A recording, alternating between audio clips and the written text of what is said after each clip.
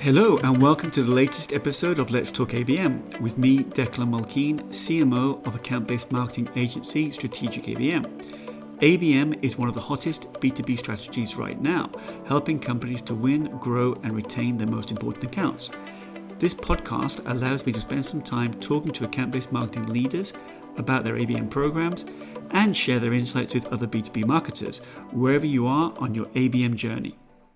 So today I'm joined by Cheryl Caudill, who's the Global ABM and Demand Marketing Leader at IBM. Cheryl, thanks so much for joining us today. Thank you for having me, Declan. Well, we've been tagging each other for a long time to arrange this, so I'm delighted that you could come on the show and looking forward to talking all things marketing and ABM with you for the next 30 or 40 minutes or so. Let's kick off with a question, Cheryl, about you. Obviously, on your LinkedIn profile, what jumped out at me is that obviously you've been involved in marketing ABM for a long time. I think you've been at IBM for 25 years approximately, I think, which is, it's a long career at the Big Blue. Just reflecting a little bit on that, 25 years. And obviously ABM has been around for probably about 20 odd, 21, 22 of those years. So just any reflections you have on that kind of marketing career that you've been through and the kind of the marketing, how you've seen it evolve? Yeah, absolutely. So, um, it's not quite 25 years. I still have a few months to go, but it's an amazing milestone. To be honest, when I started at IBM, it was very much a product marketing focused organization. So I joined in our systems organization is very much about pushing product, right? We had budgets aligned to products, we had, client sets aligned to product. And now, fast forward, it's really all about the client, right? So we are really focused on understanding client needs, spending time on client insights, and really trying to match our solutions to their problems versus pushing a product at them and hoping it solves some problem or another. So I think that's the biggest shift I've seen, over the years. And obviously, we were talking just before recording about how long IBM has been around for. And I think you said since about 1911, which is, what's the maths on that? 114 years. And obviously, wherever IBM started, the companies today rather is just, it's remarkable that it's actually evolved and stayed relevant. If you think about how many companies are not around that were around and very large 10, 15, 20 years ago, right? So I think that evolution, both in terms of what you said, marketing, but also in terms of IBM and what it does and what it offers is another remarkable story, right? Oh, absolutely. I mean, we think we started with tabulating machines, right? And now it's, evolved and always staying ahead of the curve. We have a huge division in IBM, which is all about research. So we are always looking 5, 10, 20 years out and developing technologies and really staying ahead of what customers are looking for, right? So, if it's AI, quantum. So really just staying ahead of the curve and making sure we're preparing our clients for what's coming next. Yeah, I think we'll probably touch a little bit on that mention of AI a little bit later in the show. And I think, having spoken to one of your colleagues, Andrew, about Watson, which has been around, I think you were kind of at the vanguard, very early stages of artificial intelligence, right? So I think people may be talking about open AI and all these kind of people, but you guys have been doing this AI thing for a lot longer, right? We have. It's been a long time, project. We had Watson. I think everyone remembers Watson playing, on Jeopardy years and years ago. Really, what we've done is evolved it into a business solution, right? So yes, there's a lot of AI out there, but our focus is really on the business of AI and making sure it's going to help our enterprise clients, solve their challenges, right? Which is again where ABM comes into play, right? Matching, what they're trying to solve with any of our solutions, but obviously leading with, Watson X and AI. So yeah, definitely an evolution. Yeah. So let's touch on that then, ABM. Obviously, your role there, I understand, is heading up the ABM Center of Excellence, the CoE.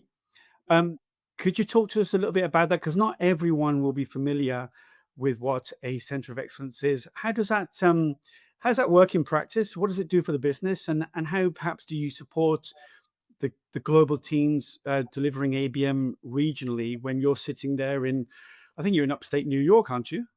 Yeah, really great outside of New York City. Yep. So it's a great question, and actually, it's one of the reasons that I think the program has seen a lot of success. Is that we decided early on that in order to have a program, as you said, with practitioners sitting in markets all over the country, that we really needed to have a center of excellence. Some companies call it a global program office, right, where we can help to set some of the standards, and make sure that there's consistency across the program. And as a global program office sitting, like you said, in New York, we focus on things that we can roll out easily. And some of those things really started with education, right? So we really wanted to ensure that all of the ABM practitioners had the same methodology. Yes, they can localize it, and really it's about understanding their clients in their markets, but making sure their education was consistent, their tools are consistent. And then as a global program office, we also made sure we set some standards, make sure that everyone has the same KPIs that they're working towards. Early on, we really focused on templates and best practices, and really kind of making sure that there was a place that they can come to if they had um any really needs to help us figure out even how to evolve our program, right? So but having this center of excellence, we even have evolved as a team. We built community, we managed monthly calls, and we have a website dedicated to the program. So it really just helped make sure that each of the practitioners wasn't out and about looking for tools and solutions. That it was all centralized and designed to make their jobs easier and make give them more time to spend with their account teams versus, managing, a lot of the day-to-day operational pieces of their jobs. Yeah, I think there's a couple of Mm. things I love that you just said there. I just wrote down a place to come to. It was like, Friends or whatever, well, not Friends, right? What was the name of the bar in Cheers? Oh, uh, I don't remember. Yeah, it's just got on my head, but, just like Yeah. bar and Cheers, it's a place to come to, right, and hang out, and I think also the thing you mentioned there as well about the kind of two-way community, right? So it's not you just pushing out everything to the regions, but everyone saying, "Hey, I've got this great tool, we need to look at it," and then you and your team assess it, and then you roll it out globally, right? So I think it's, particularly in this kind of modern day when we're inundated with tools, right? I think that's a very useful way that it's actually coming to you, not just coming from you, right? Yeah, and I think, one of the so obviously there's the practice of ABM and operations, but really there's also a culture around ABM. And as you said, a big thing that we wanted to do early on was create an open community, right? And as you said, it is two-way. Everyone knows how to reach me. Everyone does reach out to me and my team, and it's very open. It's like there are no dumb questions, just like let's figure this out together. And so we really created this community, right? And we actually call it our ABM community because it is very much about sharing, learning, asking questions and finding answers together and then sharing that back out with the rest of the community. So it's been a really nice um atmosphere and a nice culture that we've built around the Center for Excellence. And can you talk briefly, perhaps, that point you mentioned there about regional, and local kind of adaptations or market nuances? Obviously, if you're doing ABM in, I don't know whether you are doing ABM in China or you're doing ABM in Japan or elsewhere, these are very different markets to perhaps North America, right? Yeah, so I think, like I said early on, we spend a lot of time investing in a methodology, right? So in terms of the way the teams go about understanding their accounts, they all spend a lot of time on client insights, deep understanding, going through the process of figuring out what it is they need to work on. So they are embedded within the account teams, and that's actually why our ABMers sit in markets. So to your point, we do have ABMers in every geography, and they sit very closely with their account teams. And once they leverage the art of ABM to figure out where they as marketers can make the biggest impact, then they can figure out what makes sense for that particular account or market. So, um, they have access to a lot of the same resources, but to your point, it might not apply in one market or the other. It might not work as well in one market or the other. So we do give them the flexibility, and budget to kind of do some things that need to be, localized. But we also do a lot of best practice sharing. So the teams start to think about if something worked in the UK, how can I apply that in Japan? But, it might need to be with a local partner, or it might need to be, less focused on social or whatever that looks like. But we do a lot of sharing so they can and then they ask each other questions like, how did you do that? Who did you work with? What would be something similar in my market that I can maybe leverage? So we do give them that flexibility. Because it really is about, meeting their clients where they are and making sure, they're having an impact in the way they need to be. I love that. There's two quotes I love from you there, Cheryl. Meeting clients where they are. You said that several times now. I love that. And the other one that you said that I loved was the art of ABM. And I think you said allowing the regional teams to figure out the art of ABM in their regions, right? I think those could be going on a t-shirt very soon.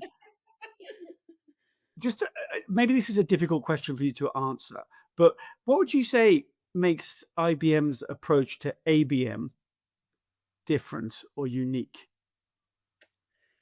So, one of the things I've learned about ABM is that it's different in every company, right? It really has to fit the business model and the way that your organization is set up. And, I actually, one of the things I love about ABM is that it's such an open community where people share. So, even a lot of the people that have been on your podcast, like our colleague, our friends and colleagues of mine that we share with you, that how are you doing this? Well, how are you dealing with this challenge?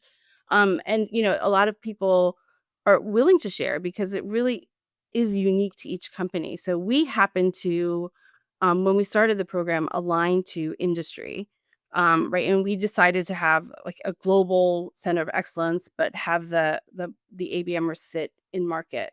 Um, and maybe not unique, but this industry approach has really helped us, gain some synergies. So, common SMEs around an industry, common, thought leadership around an industry has really helped us. And we try to group the accounts that an ABMer has by industry, right? So they can start to see some trends. They can, focus around certain industry events, things like that. So that was the approach that we took early on.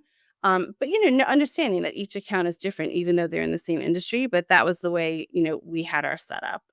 Um, yeah.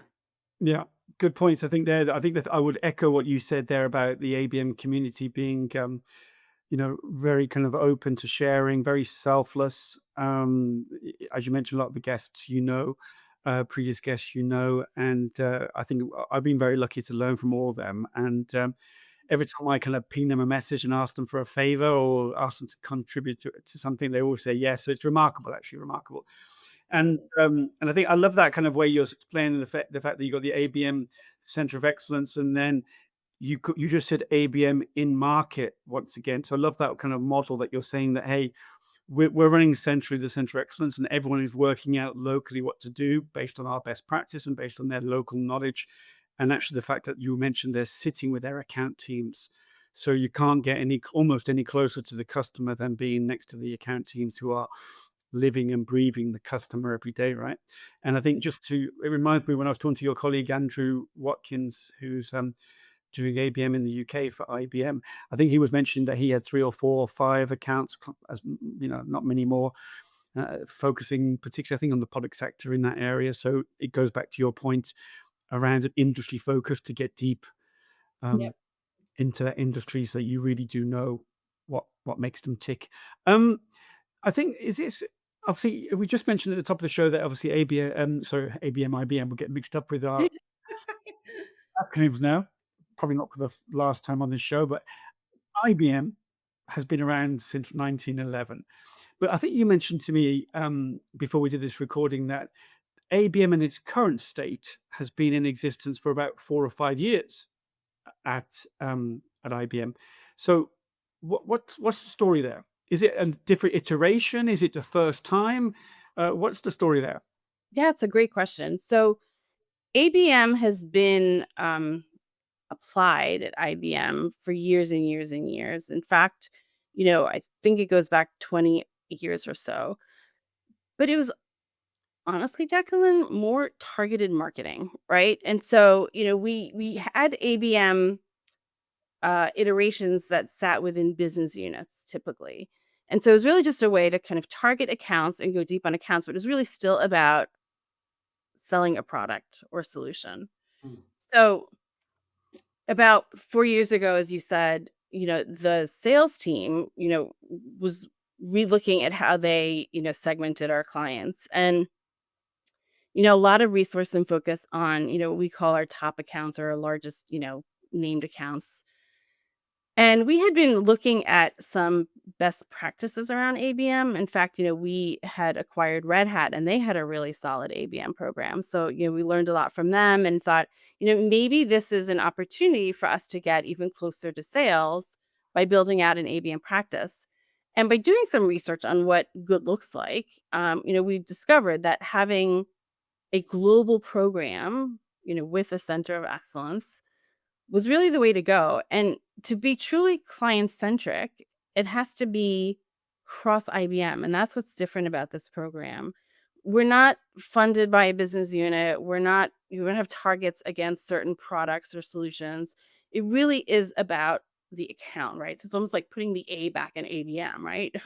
So we really focused on understanding what their solutions are. And, depending on what that looked like, we could be, looking at something across our infrastructure solutions or consulting or software. Ideally, all of those combined. But that was one of the big differences is that we took away that linkage to, the business units and the products and really allowed the teams to figure out where marketing can help. We also, understand that for these large accounts, there might be 10, 20 different opportunities being worked at the same time. And so the design here is okay, marketing, figure out where you can help, right? Like, where is an opportunity where they need help building relationships, where they need to, help change the way the client sees IBM. And so, they just really focused on where they thought marketing would have the most impact. Typically over, 4, 5, 6 quarters, which was very different. So yeah, that's kind of where we evolved to and why we think it's been working so well over the last few years. No, I love that, and I think almost like the way you've painted it is almost like the marketers can float around and work out a little bit like deal-based marketing or pursuit-based marketing when they're working on, hey, there's an opportunity here. Marketing needs to come on board and help us to win this deal or to close the deal or to um, to save a customer that potentially is a little bit wobbly. Or so there's all those kind of mini objectives that are happening across your business, and your marketing and ABM can actually fly in, so to speak, fly in, like the A team, fly in, sort it out, fly out. So, BA Baracas and all that kind of stuff. Uh, yeah. So, and also, I love the fact that you were saying that in any kind of account that you're working with, there could be 10 or 20 opportunities, right? And you're right, because the size of the companies that you work with, these are the largest companies in the world. And with multiple divisions, multiple locations, geos, etc. So, and equally, IBM, I don't know how many solutions you have, but I'm guessing it's more than a handful, right? More than a handful. Yeah. And I think the other piece is by embedding the ABMers into the account team, they also understand like the pace of the business, right? So they know equally when not to get involved, right? If sales has got something covered, like go for it, right? They kind of work together to figure out, where it makes sense to kind of take a step back and where it makes sense to kind of jump in. And it's been a really amazing evolution of the sales and marketing relationship. Which I think is one of the most exciting things about the program, right? It really is elevating marketing as a true partner No, I to love sales. that. I love that. And I think, Cheryl, that embedded, just like an embedded reporter or an embedded war reporter, when the soldiers have trust with that individual and tell their stories.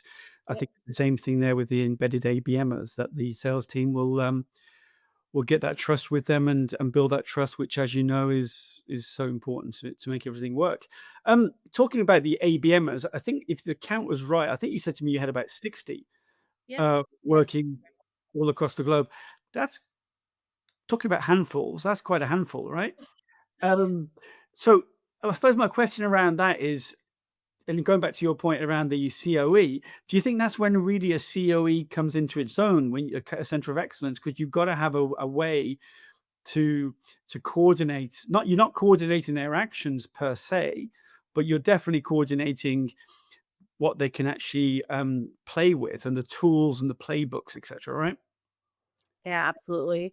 And in addition to the tools, and we'll talk about that. I think the other thing that we did very early on in the program was give them air cover, right? I mean, there was a lot of what is ABM? Like, what are they going to do for me? Like, you have to earn your seat at the table with the sales teams, right? So we spent a lot of time, explaining what ABM was to sellers, giving them, small examples of wins, right? Did you know before you have a relationship with this particular contact and now you do? This is why. So we also not only it was it about the tooling and some of the resources that we bring to the ABMers. It was also about building belief in the practice overall that gave them a little bit of that freedom, which it was important. And a lot of work that first year.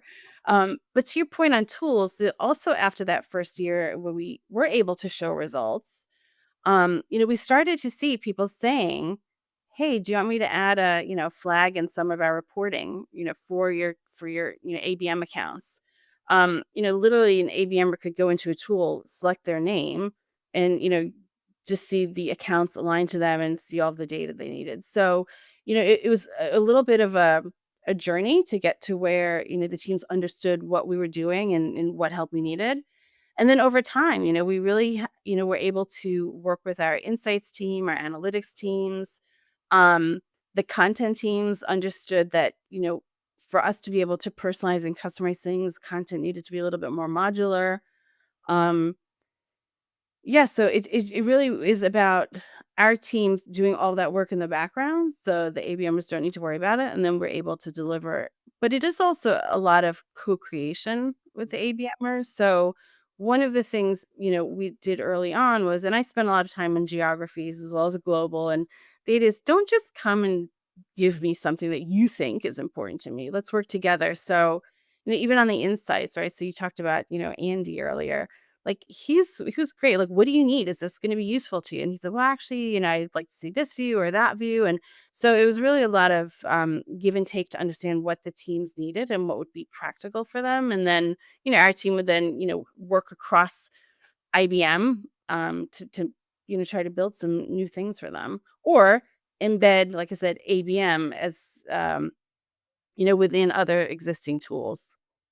Yeah, I think there's a couple of things I'd pick up on there. One, I love that again, earning a seat at the table. That you're so right there, Cheryl, in terms of how important that is.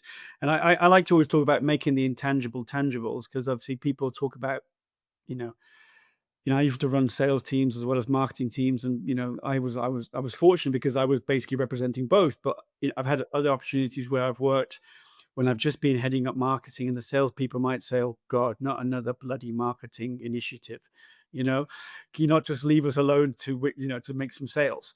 And so, having that ability to kind of, spend time with them, explain what it is, show how it works. It's doing those kind of road shows, which other guests have talked about, going around and literally, holding hands and showing what it looks like and showing what good looks like is so important.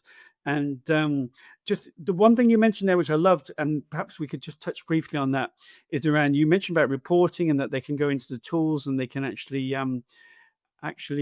update them to reflect the input from ABM. But if you talk about the results of your ABM initiative strategy globally, how talk to me a little bit about reporting. Does that all gets done locally, or do you kind of roll it up, or how do you do that? We do. So, um in all of our reporting now, you can kind of see which you can filter by the ABM covered accounts or named accounts. And, very early on, it was like a bit of an A B test. We had, a group of accounts and we were able to cover. literally about half of them, right? And so that first year is like, oh, did the half we covered do better than the half we didn't cover, right? And then over time, we added a number of different filters to the reporting, but we can start to really understand, where we're seeing a lift. And it's not just about revenue, it's in number of new contacts we're bringing into the company. It could be around, share of voice, at that company. So there are a lot of different things that over time we've evolved. In the beginning, it was literally just, are we seeing more business? Right? We're seeing more revenue. Now we're looking at like other different pieces of the business to try to understand where the impact of ABM is, landing. So it's a little bit more nuanced now, a little bit more kind of detailed. Share, I mean, share a voice. I love that. I love that. How do you measure share? How do you guys measure? You probably got some whiz IBM tool, have you, to measure share of voice? We do have some whiz tools, so AI that we use to understand, what the conversations are being had in the market around AI and IBM and the clients. We also, look at, we use some social tools and some, brand monitor kinds of things. Love that. One question that I'd like to ask you is about flavors. And well, what flavor of ABM are you running there at IBM? Is it one to one, one to few? But is there any one to many, or is that kind of called industry marketing and run elsewhere? Is it mainly one to one, one to few? It's mainly one to one and one to few. And we've actually evolved over time to be a little more in the one to few, right? Because we've been able to see some synergies that, an ABMer could take on, a few more accounts. And we call those clusters internally, but there are these clusters of accounts that have similarities, and the teams are able to cover some more. Some of our largest accounts still require that one to one model, just because there's so much going on. Um, and in terms of one to many, yeah, I would still call that a little bit more targeted marketing. But we have actually seen um, l- learnings from ABM starting to be applied to that targeted marketing in a bit of a different way. Where there is still more of an element of understanding the client set. So we have a lot of data now, obviously using our own AI tools to understand, where is the client in their journey. And so the targeting part of the targeted marketing has become a lot smarter, which allows us to then, find some, common ways to approach a larger group of customers, which, would be called one to many, I think, in a lot of places. Yeah, yeah. So, yeah, but our core is probably in that, like, one to one, one to few. Into what? Yeah, which makes sense based on the Yeah. type and the size of companies that tend to work with yourselves. We talked at the top of the show about artificial intelligence, and obviously we mentioned Watson that Mhm. was one of the pioneers in terms of bringing AI to the market. And I think one thing that you were saying to me when we were chatting previous to this recording was that one of the things that y- IBM does is kind of put people's minds at ease in terms of thinking about some of the challenges around artificial intelligence, some of the use cases, some of the data issues, and security issues. Clearly, um, talk to us a little bit about how you kind of that kind of adoption, which can be quite intimidating for customers. How do you go about addressing perhaps some of those challenges and kind of talking to customers about AI and particularly kind of the services that you can offer? Yeah. It's a great question because, well, everyone is excited about AI, and you can kind of think about like day-to-day use cases like, oh, I can figure out how to like an itinerary for my vacation, or I could write this, exam paper or whatever. Like, the business of AI is very different, and as you said, it can be really daunting. These are big decisions that, our clients are making, and so we do spend a lot of time on education, Mm.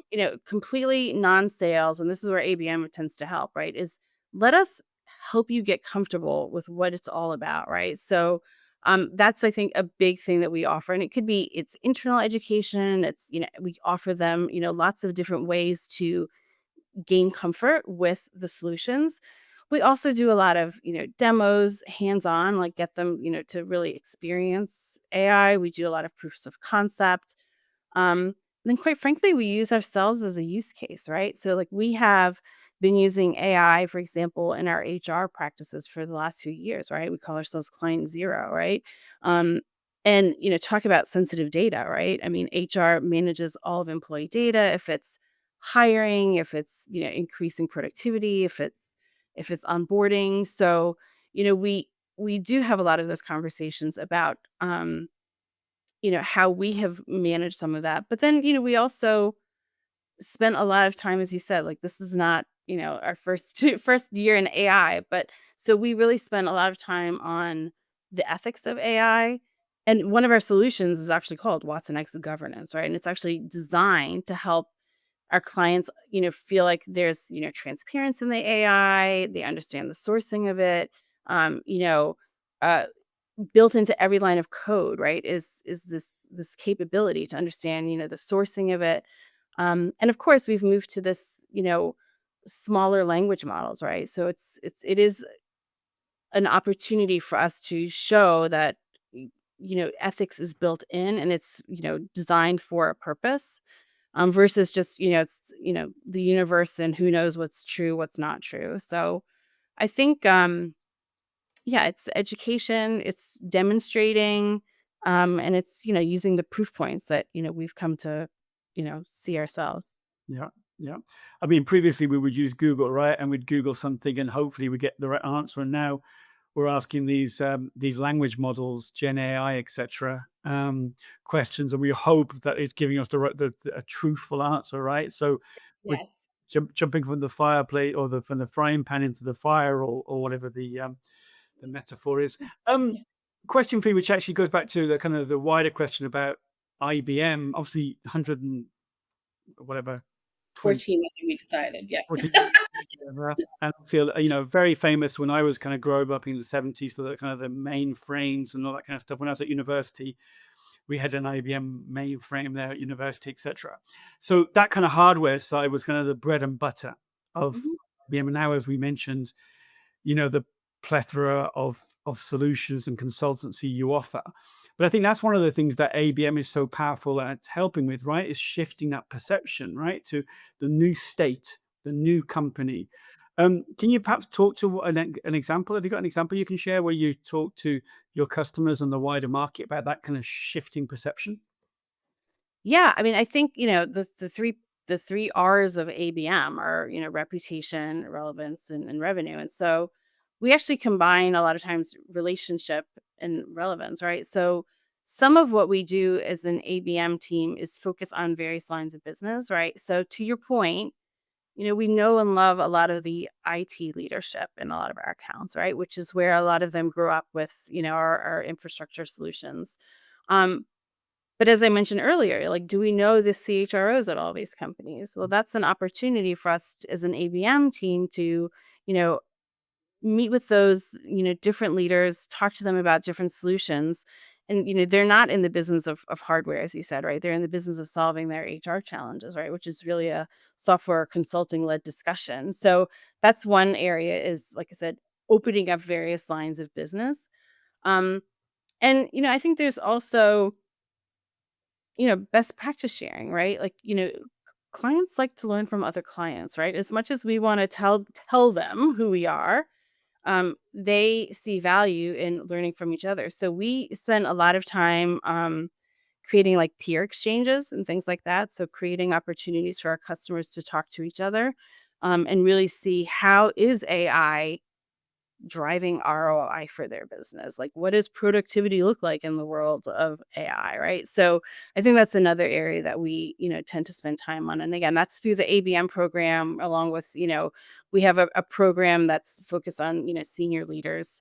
And then, we also work closely with our analyst relations team, our comms team, influencers, right? To kind of make sure that we're bringing it all together and, helping clients see and, see for themselves like what, IBM is doing versus just kind of thinking, "Oh yeah, back in the day, it's all about mainframes." So, I think that's, really where our teams tends to shine a little bit. No, it's a great answer. I love that thing about peer to peer. I like to call it peer to peer ABM.